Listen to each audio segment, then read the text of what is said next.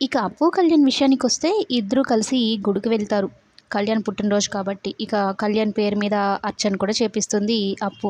అయితే కళ్యాణ్ మనసులో ఒక బాధుంటుంది. చూసావా అసలు నన్నెవరు గుర్తుపెట్టుకోలేదు.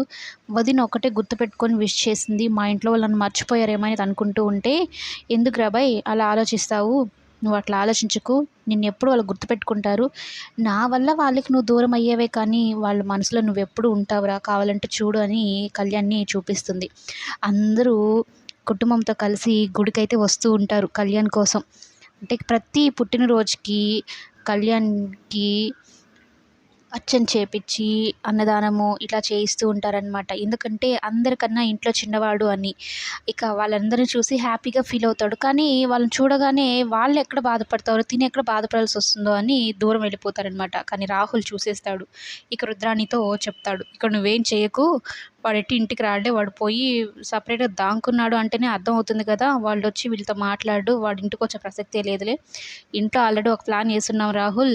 దాని గురించి ఆలోచించి ఇక నువ్వేం చెత్త చెత్త చేయకు" అన్నట్టు చెప్పుంటుంది.